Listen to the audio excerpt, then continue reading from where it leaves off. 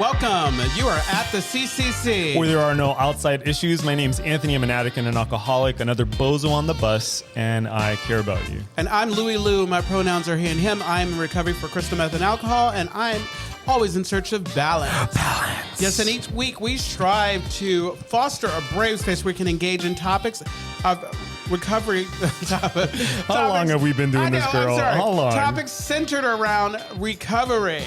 And our intention is to hold and inspire better spaces for more people in recovery by tackling issues sometimes used to separate us. Yeah, but before we do that, please like, share, and comment on this episode And rate us. subscribe and ding that bell. Yes. And there goes Something the music. now. The music's still going.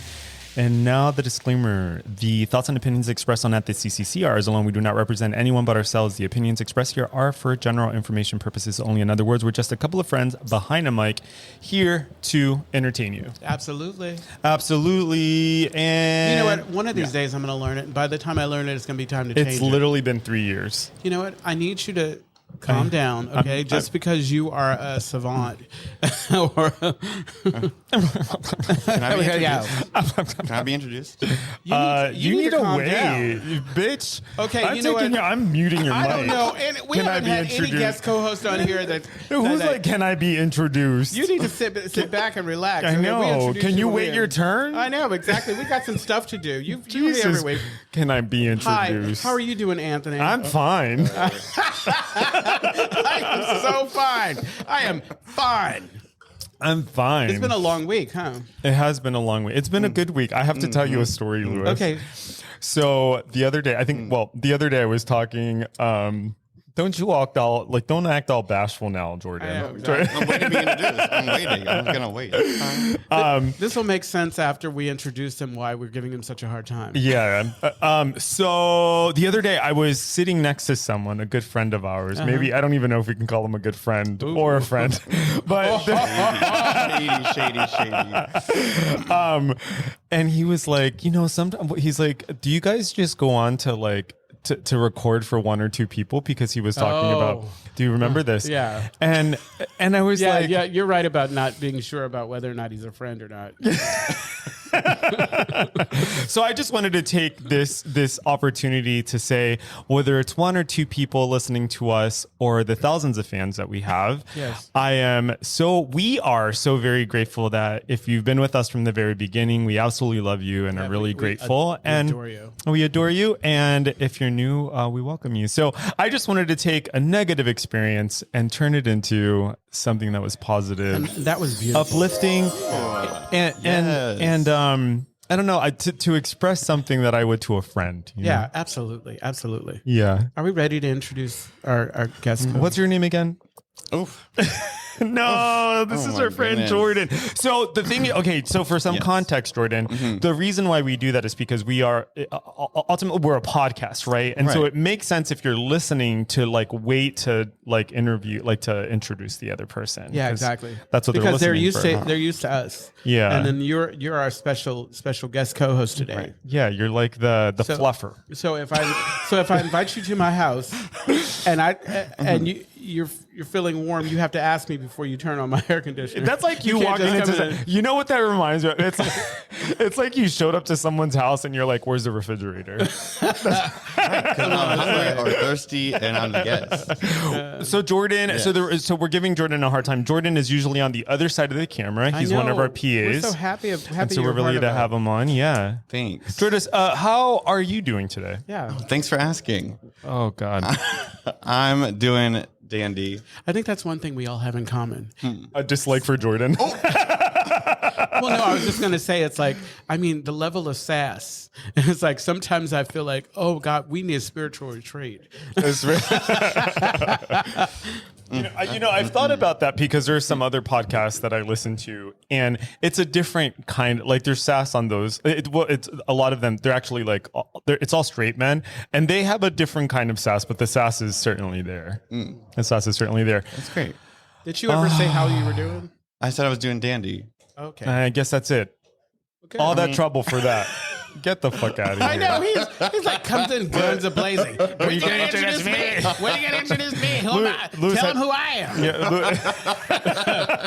Yeah, Louis, how are you doing? Did you say? No, I'm good. It's like really good, actually. You know what? Honestly, this past week, I have gone through so many different emotions, and everybody, like, you know, with everything going on politically or whatever. Oh, I don't yeah. know. I don't know what's going to happen for the future, but I do know now that I'm loving that I got a reprieve from the anxiety that I was feeling, from the frustration, Yeah. the anxiety, the frustration, Yeah. whatever. So, and it's surreal. You know what? I should not be surprised by things that are happening now, just because especially when Ding Dong was president, every week there was something crazy going on. So it's like I should not be shocked, but it feels good right now. I'm super excited and like, woohoo, all right now. Yeah. And she's from our hood. She's from here. I met her. If she wins, she would be the only president that I've ever met in person. Is that right? Which somebody told me it don't count because she wasn't president then. It counts. I met her. Who was that, Brian? Did Brian say that to you? Probably. Brian is all about, like, you know what? I need to knock you down a couple pegs because your head's too big. I'm all, okay, whatever. It's like, seriously? Okay. Brian's one of those friends that you can't have self-esteem around. No, he's That was a full humble pie, not just a piece. The whole exactly. If you're having a good day and you need that fixed, fine, Brian. So we're talking about our friend Brian Lynn, who's in the audience today, and we're really happy to see him. We do. We love him to death. And he sometimes comments. Rafa just sent a comment. What did Rafa say? Rafa said, "It's like thank you for spilling, for sharing, for being. Thank you, Rafa, for that." You know? Yeah. Okay, so shall we introduce today's topic? That'd be great. I feel like I'm yelling into the mic, especially a lot today. Well, today's topic is relationships and recovery, platonic romantic with me. With our special guest, Jordan. Yeah. Jordan, I really like your voice. We didn't invite Jordan because he has any extra information. We just really wanted him to participate in this conversation to learn from us. Actually, I do have a professional background in these kind of things. He's a social worker. Yeah, and I was a middle school counselor for 6 years. Yeah, girl, but that's not why we had you on. Listen, I know how to make friends. I know how to make friends. You know how to make friends? You do? Got it. Okay. I got one. It's true. I am your friend. I know. I love you too. Okay, let's actually jump into today's topic. Because. So, you already introduced the topic. So, yes. Okay. No, Jordan's in charge. So, well, I kind of want to say, I kind of want to. So the reason, so last week we were talking about introducing this topic, and I don't want to name names, but someone who's relatively new was in a relatively new relationship. Oh. Yeah. Interesting. And so that's where I'm not saying that's why we brought you on.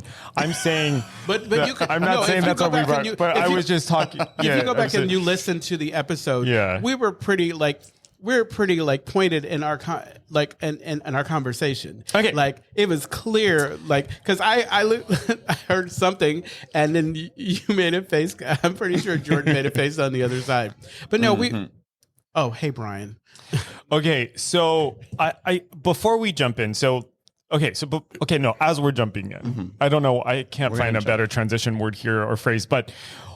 What I wanted to say is that when we were thinking about like romantic platonic, I was like, isn't that just relationships in general? Because like they either fall into romantic or platonic, except that like there are relationships because platonic is non-sexual, non-romantic.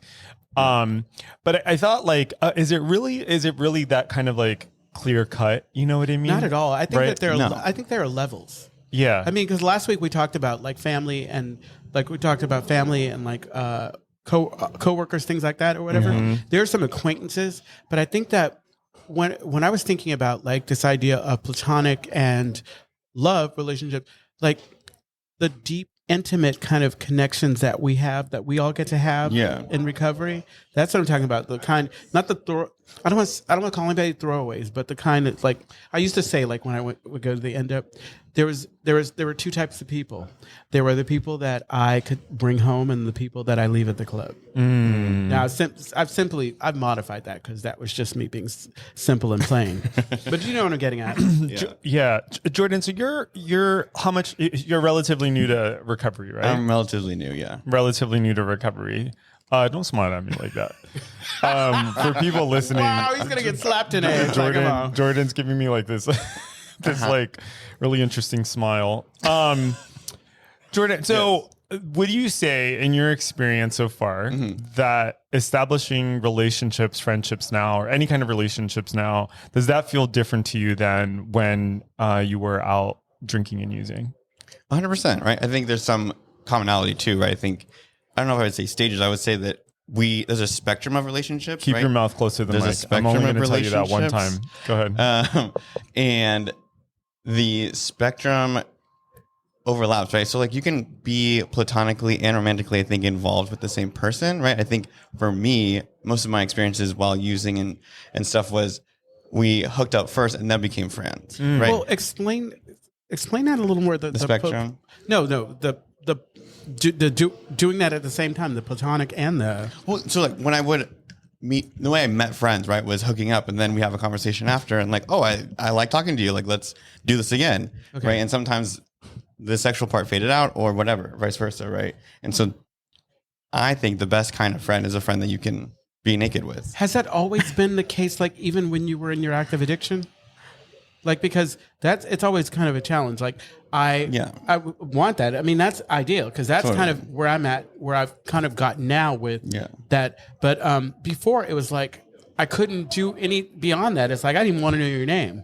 Right. No, I think it depends on the intention you go into, right? Like when I was actively using.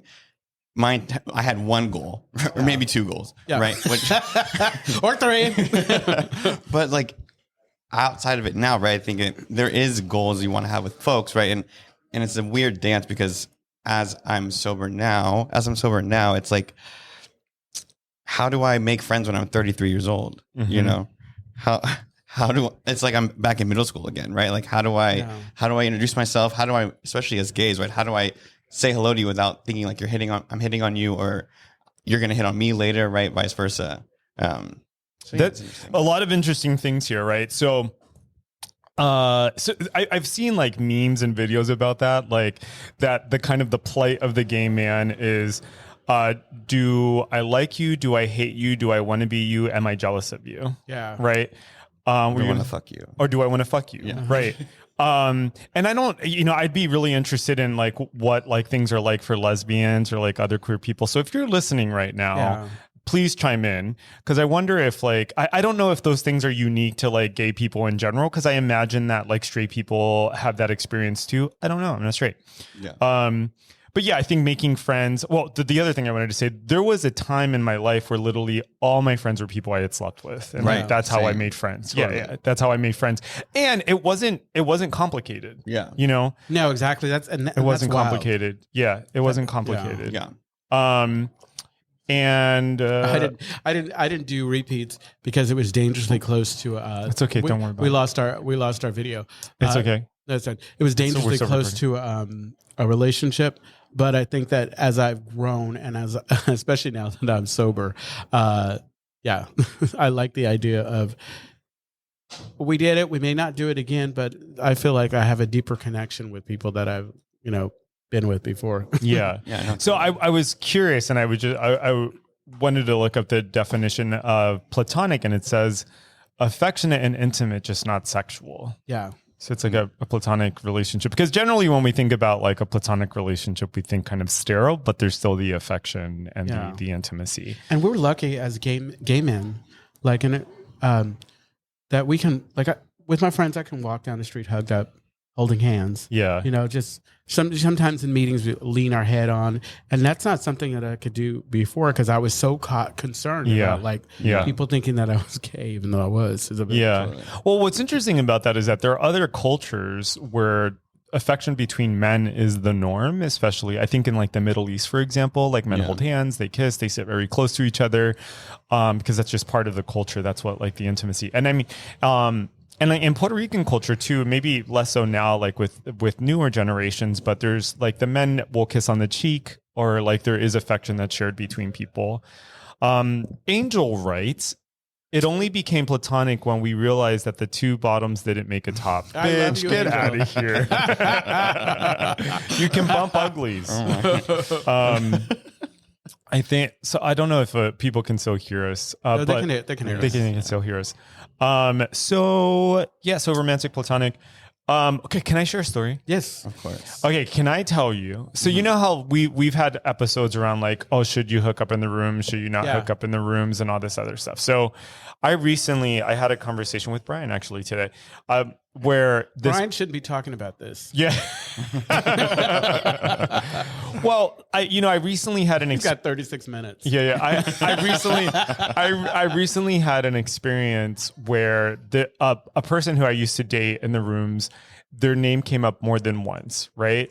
And in both of those instances, I had like a visceral response that was really uncomfortable. A bunch of people in the rooms. No, Louis. Of course, their name's going to come up at least more than once. Louis, you know what? I don't even want to talk about it anymore. No, go ahead. I don't even know what we were talking about. Oh boy. Nope, don't touch me.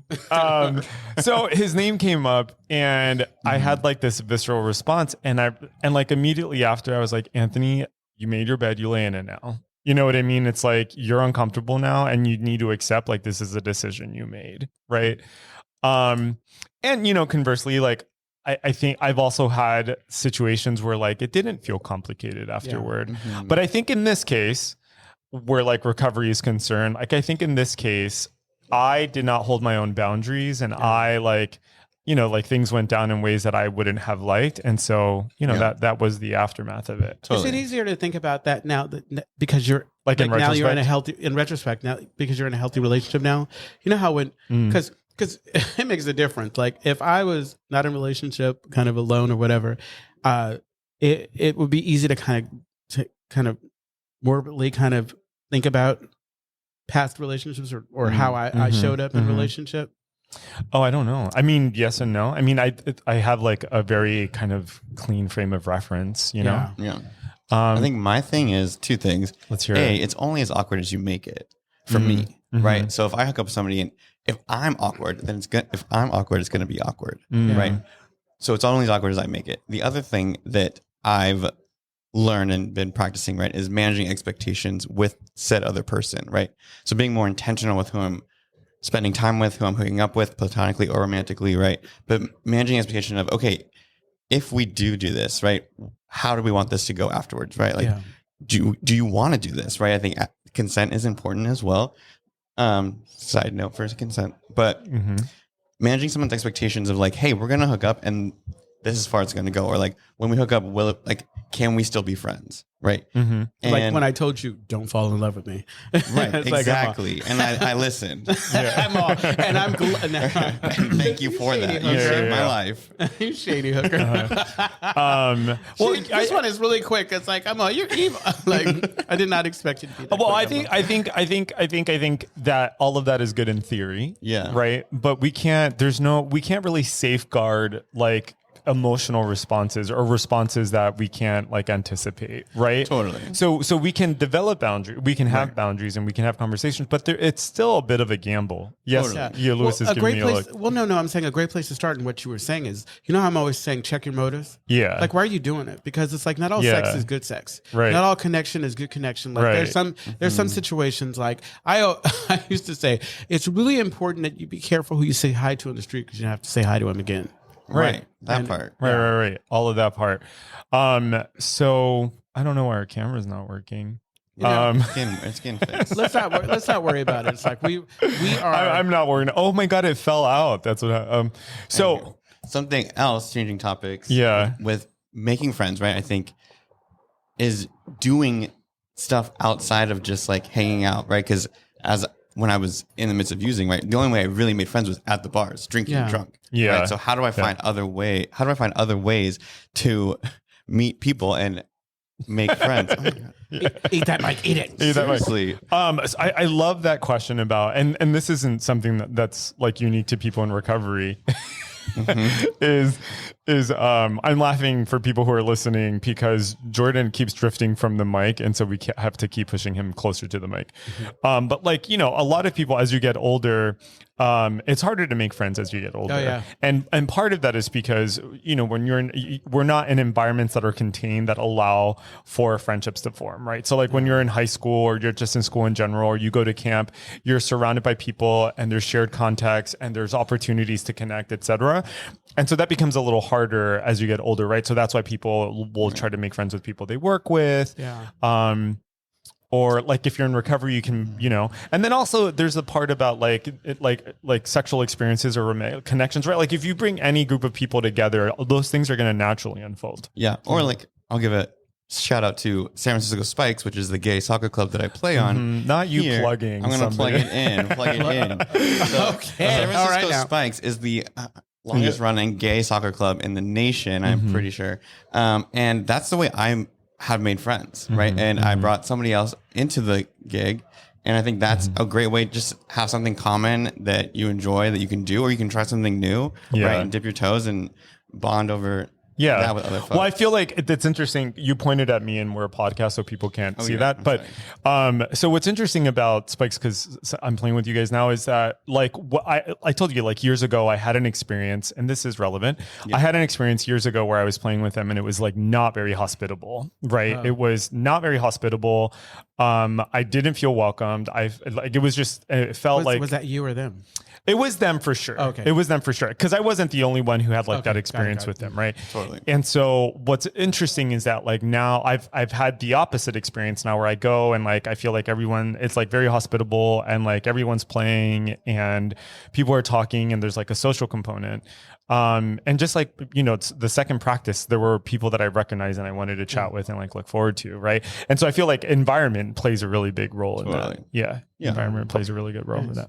You're going to say something, Jordan? Oh, well, I'm just back to just like, you have to practice that too, right? How do I make friends in settings that I'm not used to? Right. It's a muscle that you have to work on and grow and flex. And yeah, like, you know, I know I have a sponsee that will say something to me. Will say, well, like I don't really have friends, you know, and I'm like, okay, girl, but like, do you branch out? Do you talk to people? Right. Do you know what I mean? It's like you do have to. There's a bit of legwork that has to. You have to take a bit of a leap. And it's frustrating in the beginning of developing these friendships because you have to temper your expectations. You have to kind of understand that, like, especially in recovery, that people are in various stages of their, you know, where they're at. And I've started like relationships, and then I used to, we talk about this idea of tribes. You come in with these people and we have what we have in common for the time that we do. Right. And then as I start to learn and understand more of me, I realize that I don't have the same things in common and I pull away. Right. And it's really frustrating. Like I have this really good Judy who just moved back last year to New York. And I feel like my addictive personality shows up in the people that I'm around. Because then I love you, I want to be around you, and I want and it's tough because people have their lives, you know. Totally. And so the way that I've dealt with it is a lot of times I'll just go home. And I've been trying to get better at, like you said, doing the work. I've been trying to get better. I've been fellowshipping more. Because I don't want to just throw my hands up and say, okay, yeah, whatever.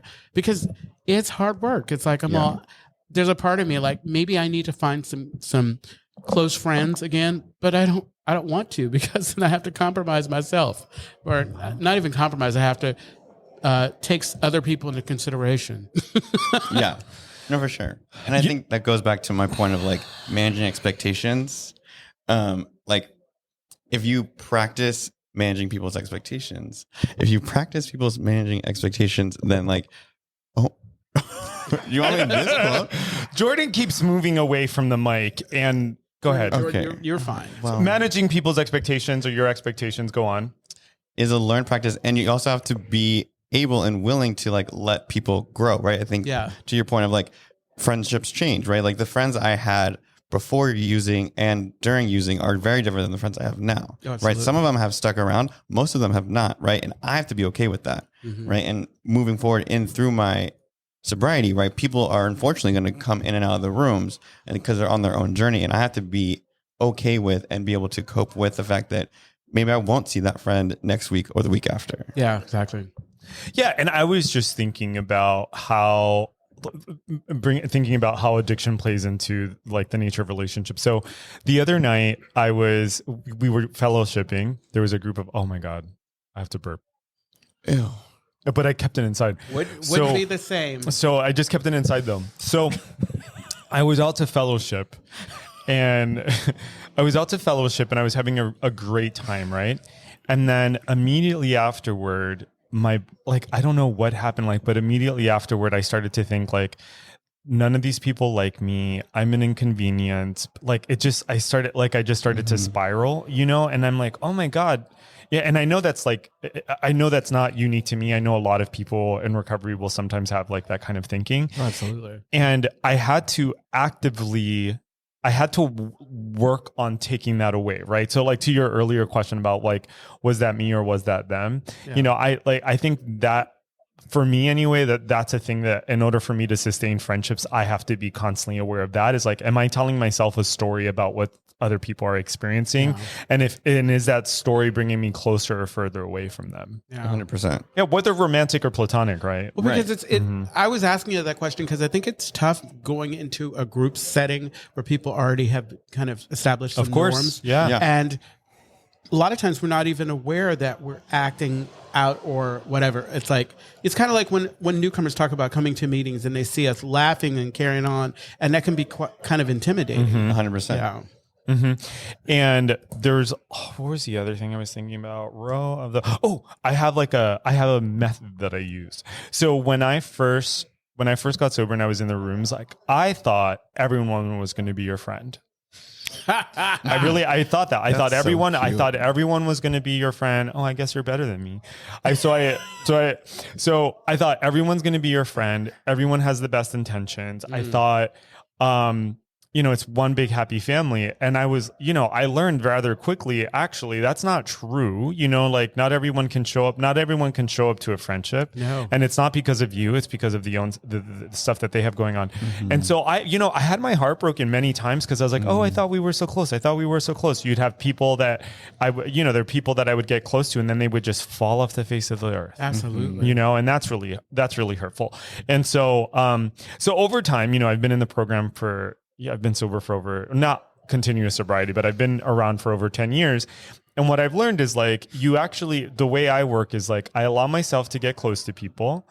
And then at some point, you might learn where the limits are. Oh, you might learn oh, this person's unreliable. Mm-hmm. Or you might learn oh, this person is shady. Yeah, you know what exactly. I mean? And then you get to make a decision okay, is this someone I can keep around? Is this someone where I have to pull back a little bit? Or can I set boundaries with them? And how do I do that? Yeah. Right. Stepping into these friendships requires courage. Yeah. Yeah. It requires you to be brave because you're right. It's just recently, a friend, someone who I'm developing a friendship with and really close, I saw some behavior that reminded me of how things were in the past with friends. And it really kind of I had to step back. And what I usually try to do is I try to release people to be. I try to look at the bigger picture and realize that, that one thing, are the good things better for, I try to balance that out because the worst thing to do is like I used to do, just throw them away. Yeah. Yeah, it's no good. Yeah, I mean, I used to do that too. I used to throw away friendships. Yeah, the second things got weird, I'm like, no, we're not doing this. We're not doing this. Which is, that was behavior before I got sober. And it's a survival mechanism, right? Absolutely. It's especially when everyone get you before you get me. 100%. Right. I used to quit jobs before they could fire me. Thank you. Exactly. That's for romantic relationships too, right? I'll find a reason to break up with you. Mm-hmm. To stop breaking up with the mic. Oh my God. Go ahead. So you'd find a reason. I would find a reason to break up with them because, right? If you don't hurt me, I'll hurt you first, kind of thing. Right. And I'll bring up the most recent relationship because I know you want me to. So I got in a relationship with somebody who's also early in sobriety, right? And we weren't very intentional about how we were going to manifest this relationship, right? And long story short, what ended up happening is that like he decided and came to the conclusion that he was not ready for a relationship and he needed to work on him first, right? Which is, I think, a very mature response, right? And I think that maturity and that inside, what's the word? Insight, yeah, into himself is what I am trying to foster now in sobriety, right? And so for him to do that, I think is courageous, and to say that out loud instead of just like letting it manifest into who knows what kind of chaos would have been, right? Right. And I think what you're describing takes a level of self-awareness on both parts, right? Yeah. Like for you to be able to hear that, and then for that person to be able to say that. Is it amicable, or are you like, that motherfucking bitch? No, I mean, I can't argue with his points, right?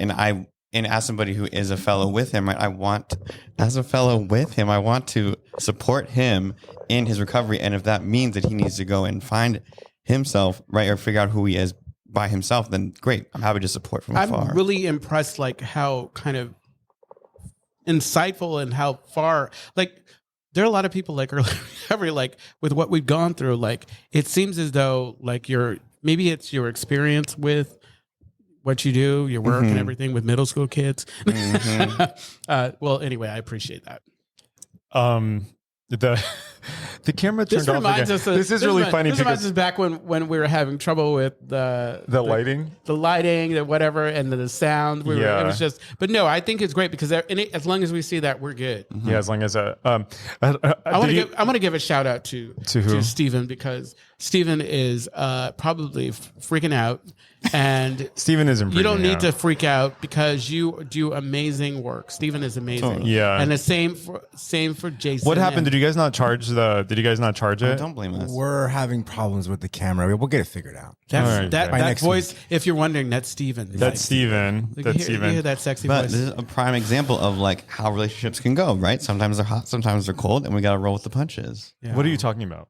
The camera and relationships. He's making a metaphor, I think. Yes. It's a metaphor. Anthony's real good at he does that to me every now and then. What are you talking about? What are you talking about? Like, and then I'm all, oh God, I feel so stupid. No, don't do that. No, don't do that.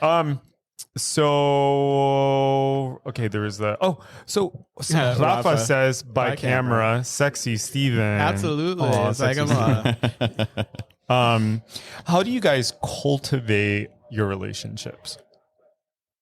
So like, how do you grow them, whether romantic or platonic? For me, where I have to, it's very intentional. Like if I decide that I care about you, that I want more, then I'm going to pour into you. Yeah. I'm going to communicate with you. I'm going to pour into you. Yeah, I'm going to communicate with you. I'm going to stay in contact and try to spend time with you and learn about you. You know, because for me, like it's so important that for my relationships that I'm present. Yeah. That I'm present with you. And also it's like, I think the older that I get, it's like, I don't need to have 100,000 friends, although we're pretty fortunate. I got a lot of people that I'm really close to, but the people that I stick around, I love consistency. Like I always say, like, if you are an asshole to me all the time, I'm good with that. But it's the hot and cold that we were talking about. Yes. Like this is what helps me. And I usually know right off. I know right off if I'm going to invest any more in this. You know, I just like, and maybe it's a bad thing or whatever, but I know right off. Like, so there's usually something. It's a spark, kind of like a spark with a relationship. And because there has to be an attraction. In friendship, you know, there has to be something going on. Yeah. I would say for me, right, it's about creating memories, right? So doing things, going out and doing whatever, right? Whether it is sitting at home watching a movie together or going to the beach or whatever, going to Folsom or Dory, whatever. Like doing things to create new memories with that person. And that's what I want to do. That's how I cultivate a relationship is one example. I think the other example I think of is like knowing my love languages, right? So for me, it's a lot of it's physical touch, right? For me, it's words of affirmation and gifts, right? Are like my three. And so You like getting gifts? I do. Do you have one for me? I'll give it to you later. Oh, well, thank you. So so knowing my love language and how do I portray that to people that I love both platonically and romantically, right? Like I think of my mom. My mom and I are very similar. And so she and I will get each other like little gifts randomly just because, right? And I think that's just a way that we show our love and appreciation for one another. That's really sweet. It's interesting that you talk about love languages because the guy who created them, or like, you know, the idea, he's actually, I think he's a priest or a minister. He's a religious spiritual leader. And I think that's interesting. Yeah. He's a spiritual person. But that's something that helps, getting to know people's love language. Yeah. So that you're able to kind of, because the worst is, I feel like we talk about this a bunch with gay men. Sometimes we actively look for the things that we want from people that can't give it, are not ready to give it. And meaning like, I want intimacy, I want love, and then I go connecting with somebody who just wants physical sex with nothing else. And vice versa. I think, let's talk about that for a little bit. Because I think there for a while, there was like this joke I'd heard. It was like, everyone has that friend that they want to fuck. But I wonder too, like, sometimes there's like, I wonder if there's like I don't know if I wonder, but there's a fine line sometimes, I think, between like attraction. And because, I have, oh my God, it's looking at you guys. The camera's been turned around. The camera was turned around and you could see behind the camera was turned around and you could see the production team. That's really funny. That's great. What were you saying? I fucking forgot. That's good. Romantic, platonic. The intimacy that like I've had like very close friendships with straight men that felt very intimate. Oh, absolutely. You know what I mean? And right. And so sometimes there's like this fine line between that. Sometimes I think, and also I think I wonder too, if like those things always have to be separate, right? Like, is it possible for I can see Brian Lynn eating. Rafa just wrote, I can see Brian Lynn eating. I don't know. I think I'm just processing out loud. Yeah. Something that brings up your point about like having a trip with straight men, right? I think it's, for me, what I enjoy about friendships is having variety of friends, right? All my friends bring different things to me, right? And they come from and I think that's what I also like about sobriety too, is that like we come from all different corners of the earth, right? But we come with one commonality. And I think that, Brandon says, yeah, Steven puts out the comments up. Brandon just wrote, will Steve put just about any comment on screen? Sorry, Jordan, go ahead. That in order for me to feel more well-rounded, right, in my day-to-day, I think I rely on people for different things at different times, right? And to cultivate that, right, I lean on those folks when I need them, right? It's like I'll lean on whoever when I need to talk about my bad day, right? I lean on somebody else when I talk about good days. I lean on somebody else when I just want to like hang out and do nothing. Can I tell you that that's something that Brian Lynn writes, mind your business, Rafa Garcia. So we've got some fighting in the comments. One of the things that I've struggled with, and maybe this is something that I still deal with, is that I sometimes have a hard time believing that someone would want to be my friend or would want to be in my company, or sometimes, and I know part of it is like because I was bullied as a kid and like I felt, there's all that kind of stuff. So sometimes it's crazy because, I'm an adult and I still have those experiences where I feel like, are there things about me that are lovable, or are there reasons why like someone would want to be my friend, or, and part of it is because like sometimes I'm in groups and I can't kind of find my place. I'm like, well, I'm not, and I think what I'm thinking of is like I've been in groups where there are people who are like just very kind of like exuberant personalities and like that, and sometimes I'm like, well, like I'm like I don't want to like speak of myself like that can in happen negative sometimes. terms, but yeah, that can happen sometimes at game night, right? Game night, because like I'll get like for me, I'll talk about I'll get there, and I'm chummy with a lot of people, and I'll be moving this place and whatever, and I'm like, oh God, maybe I shouldn't sit here. But honestly, sometimes I just push through. I'm all, you know what? This is get out of your head. I like to do that little thing, fear is false evidence appearing real. You're telling yourself this, but these are people that care about you. Yeah. It's like every year I'm surprised when I have a birthday thing, I'm always surprised that people show up. Exactly. And it's always like a lot of people. And I'm always like, wow, you guys are still my friend after all these years. And maybe that's trauma. I don't know. And we're difficult. Yeah. We're not the easiest people. What are you talking about? I'm talking about we're not the easiest people though. That's true. No, we're easy to love. Who am I kidding? Yeah, I mean, it's interesting because when I was in couples counseling years ago before my current relationship, one of the things that the couples counselor asked my ex and me was, do you feel like you're hard to love? And I remember feeling a little undone by that because I was like, oh, is that really what's happening here? Like when we get really close to people, again, whether romantic or platonic, is what makes it difficult sometimes, like this deep kind of feeling like I'm unlovable. Absolutely. Right. And Totally. so you're kind of like fighting to be loved, right? Like, Right. And I think that's why most of us use, right, is to feel like we can bring something to the table, right?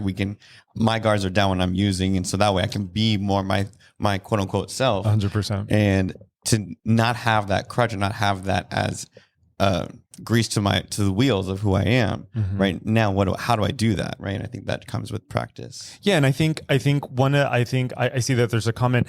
And one of the things that I like to think is that like the thing that I can do that is most God honoring is to be myself. Oh, absolutely. Right. 100%. And that feels like that language feels I love so that God honoring. Yeah. Yeah. Like that feels so cheap for me to say, like, to be myself. But I think by that, I mean, what does it mean to like tell the truth in every moment? And I don't mean like actual verbal things that are the truth, but it's like, is it true for me? Is it true for me right now that I'm anxious? And if so, can I just allow myself to be anxious? Yeah. Is it true for me right now that I am wanting to say something, but I'm not saying it because I'm afraid of how people are going to receive it, right? Yeah. Exactly. So let's see that comment. Bitch. Well, okay. Rafa, he was saying sometime and I feel like I don't belong, but it's just in my head. Yeah. You belong all the time. We absolutely love you. Rafa, former Miss Castro Country Club. Miss Castro Country Club. So what you're saying makes me think, I just watched the new movie Inside Out 2. Oh. So if you haven't seen it, shout out, you should see it. But essentially, long story short, the hold on. Jordan, first time on the podcast, plugged two things. Oh, I know. Meanwhile, hold on. Yeah. Two things. Meanwhile, doesn't want us to show the name brand of the drinks that we have right now. So go ahead. Exactly. You were saying Inside Out. Inside Out 2. Long story short is saying that you need to love and appreciate all emotions that you have, right? So noticing that like I'm anxious in this moment and that's okay. Yeah. Right. Then I'm going to be fearful in the moment. Okay. Then I'll be sad in the same moment and then I'll be happy all in a matter of 1 minute. And that's okay. Right. That's who I am. Right. And so embracing the feelings instead of fighting or fleeing from those feelings and emotions, embracing it. And David said that. David David who? David Richmond when he was on. Oh, right. And he talked about, like, not wanting to bring the flaws and the frustration. Oh, he was, fear and everything into the, and it's all about that. Yeah. David was talking about how in relationships, you can't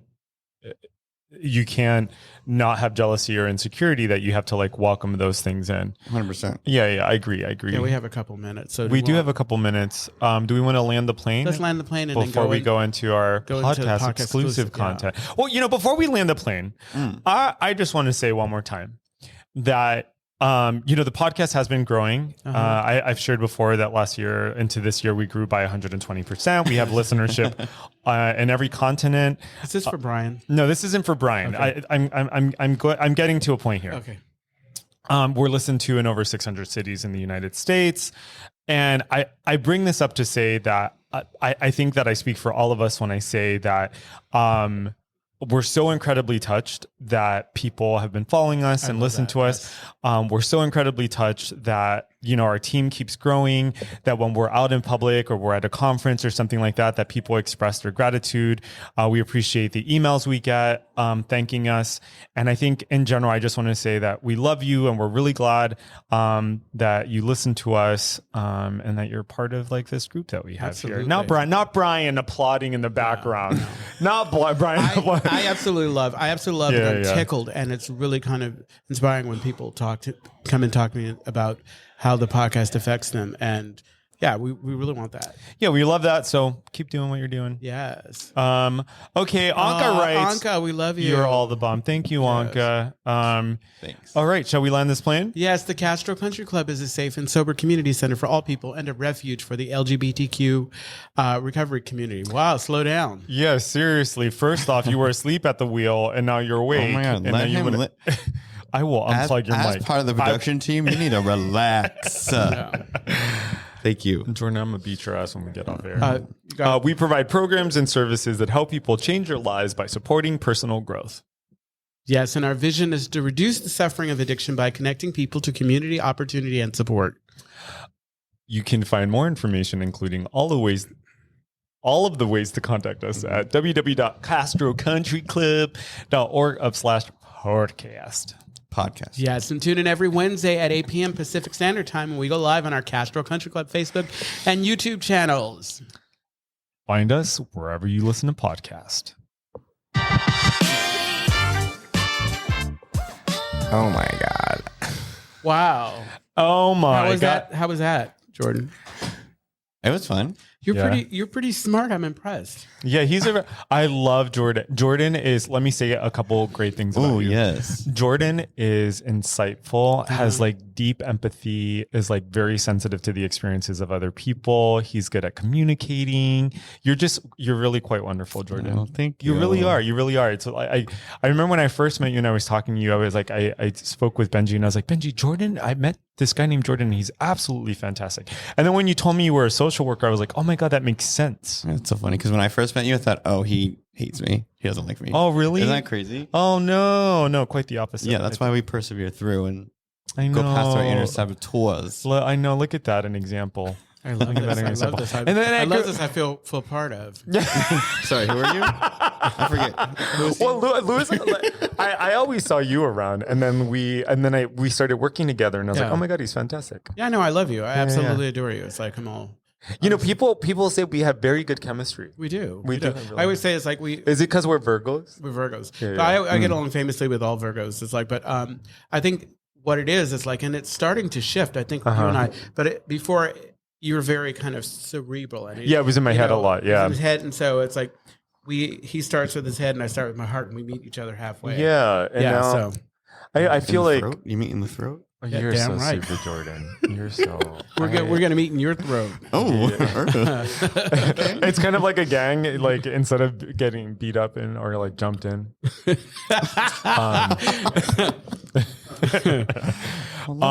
that was cool.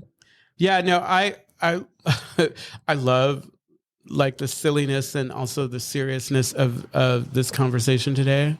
I also like that I didn't expect the conversation to go like the way that it did, because I feel like the way we talked about it was like I thought it was going to be so compartmentalized. We were going to talk about love relationship. We're going to talk about platonic, but there is no difference. It's kind of like the work that I'm doing on myself and is what's going to help. And when you think about relationships, it's not, oh, I'm doing this work to meet someone and fall in love. I'm doing this work for relationships, period. Okay, you know what's crazy? Yeah. Were you going to say something, Jordan? Oh, no, go for it. Okay, so I was talking to Elvis today because I love him Elvis. so much. I love Elvis. Oh, God, I adore everything about him. Yes. And I was talking to Elvis, and Elvis and we were talking about, I should have thought this through, but now that I've started. So I was talking to him about something, and I said something along the lines of that I notice that I sometimes get jealous with my friendships. Like either because my friends are like being friends with someone else, or they're going out, or like just what the fuck did you I don't know if our audio picked that up, but something crazy just was happening outside. So I was talking to him. I was like, sometimes like or like, for example, in the past, like when I've hooked up with people, obviously casual encounter, and then I would learn that they hooked up with someone else, as we all have done. And then I'd either get jealous or I'd get upset. And I'm like, what's that? And then I was talking to Elvis about it, and Elvis said, he was like, don't you need to talk to your sponsor about something like that? And I thought, but he said it so. Why are you talking to me? No. I know that's kind of Well, he was cutting my hair. Yeah. That's kind of how Elvis. I love that. I know. I love him. But he said it in a very loving way. He was basically like, girl, that sounds complicated. Yeah. Exactly. You know what I mean? Like maybe that's something you need to flesh out with your sponsor. Right. What we're going to say, Jordan? Or just, I'll do a third plug-in, but for therapy, like find a therapist. And I'm in therapy. I'm just saying, not you specifically, but like folks in general. Like if you don't, like, I love my sponsor. Shout out to Aubrey. That's voice shout out. Yeah. But Aubrey's great. But there's definitely some things that I don't know if I would talk to Aubrey about first. I would, or if that's appropriate for what we're going through, right? Yeah. And so for me, I'm gonna advocate for a holistic approach, which includes therapy. Louis, were you going to say something? Well, I always say it's like with my sponsees, especially, it's like I'm all.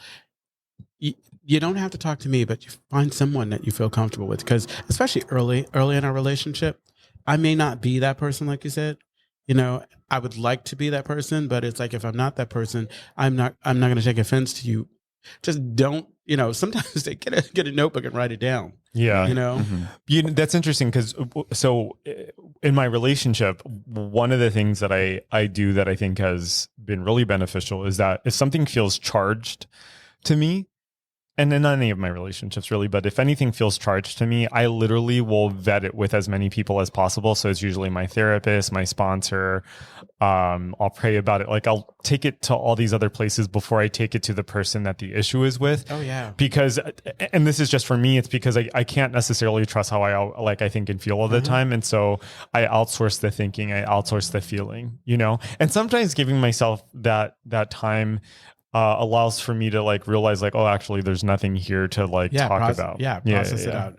That's a gift of recovery. 100%. The longer that you stay sober, the more minutes you, like I heard somebody share, like the longer I stay sober, I get an extra minute or so a pause before I act on it. So I don't have to act on stuff. Yeah. And usually I do the exact same with you. It's like when I was when I hosted Mascara. Yeah. I would run things by my sponsor all the time because I wanted to make sure that I was being fair. Like if I thought about something, bring it there, or if I wanted to approach before, like I went all guns blazing, and it kept me from doing a lot of harm. Yeah, because my goal was to try to lift people up through that process and not let my ego and my what I thought was needed to be. I wanted to kind of divorce myself or let myself out of that process. Yeah. I get that. Use that. I've been around you a bunch, so I've been using words that I just wanted to divorce myself from that. See, I'm growing. Well, I think that what I wanted to say is that I heard a talk not too long ago, and someone asked the question like, why is it that we're on Earth? What is the purpose of living? And their answer was to connect, right? Like ultimately, that's why we're on Earth, is to connect. And and at every step of our lives, we are naturally kind of codependent. That is to say that like we rely on each other to live our lives, right? If it's like even in the material world, right? It's like someone had to make these mics, you know what I mean? Someone has to farm the food, right? So there is this kind of natural interconnectedness that comes with being human. And oh my God, it's like the what is that word?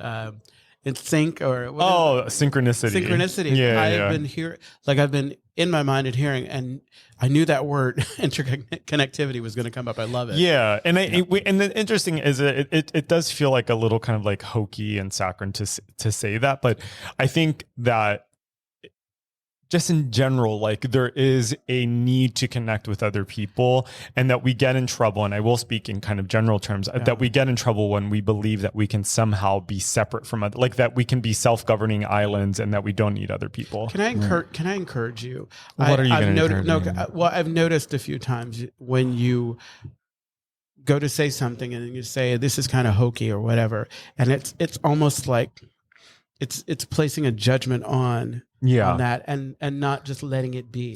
Like maybe it's the I know, right, you know. Not both of you agree. No, but maybe it's the right language. Yeah, I know. I guess my problem is. Well, can I tell you what my problem is? I think. What do I think here? I don't know. Maybe what's happening is that it feels like an unsophisticated idea, although it's a good idea, but it feels like an unsophisticated idea. Yeah. Ideas are simple. Yeah, it's probably like I don't know. I don't doubt that it's probably like my ego getting involved. Yeah. Well, I think it is like back to the basics, right? So I think of my middle school time, right? They're like the simple things that we learned when we were little still apply as we're adults, Absolutely. Right? Treat the way you want to be treated. Don't fuck that bitch. No. Oh my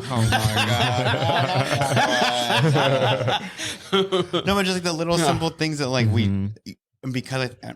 because of technology and social media, right? I think the intention was to bring people closer, but it has innately brought us farther apart. And so that drive for connection in person, I think has gone up exponentially. And because we haven't been able to practice in-person interactions, people don't know what to do, and so they flounder, they run away. Yeah. Right. And so if we're able to practice that and remember the little silly sayings, right, that actually mean something, right? That works. You know what you're reminding me of is that there was this study that was done on how like technology is impacting how humans interact, specifically like dating apps. And what they found was that dating apps, like people who use dating apps or like hookup apps, that they were more likely to have a kind of judgmental stance when meeting other people. So treating someone like they could swipe in one direction or another, and were more inclined to not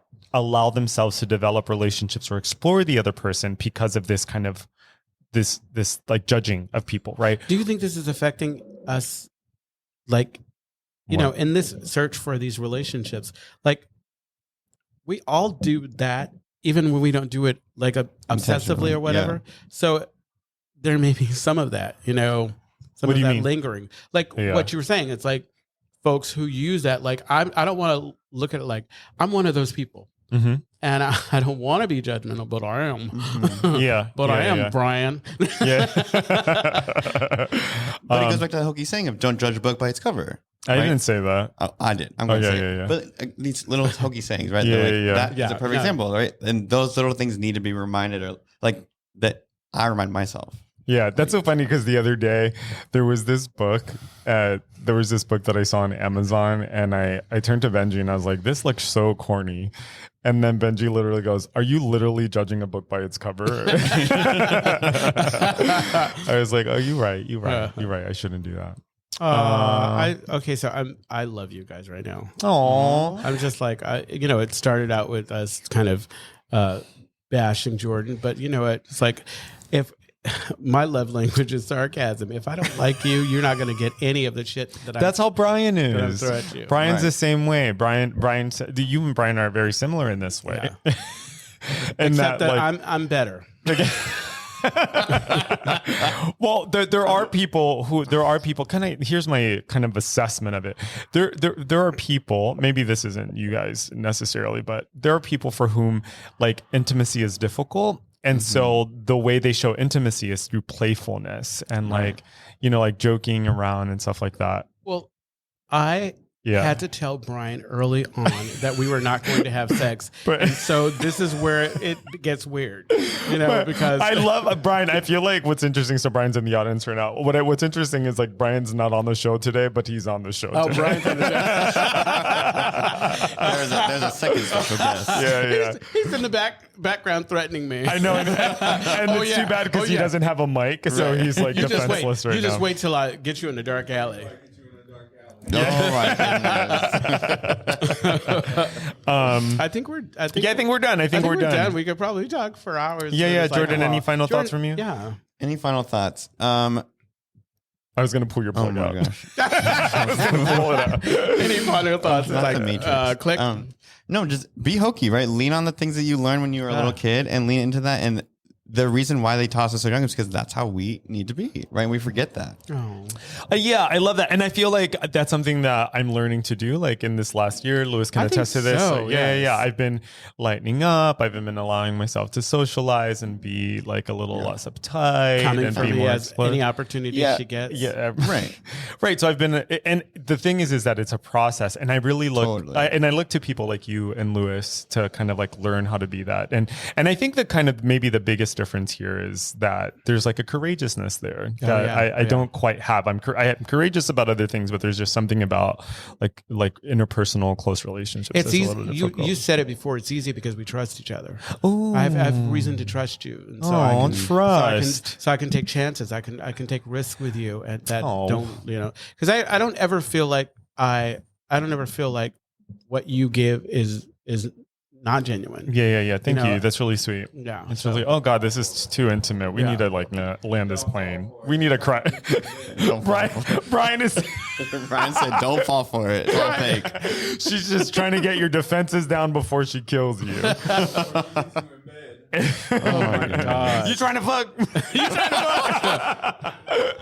All right. We love you. Thank you for listening thank this you. far. Exactly. And we'll catch you at the next episode. Yeah. Thanks for having me.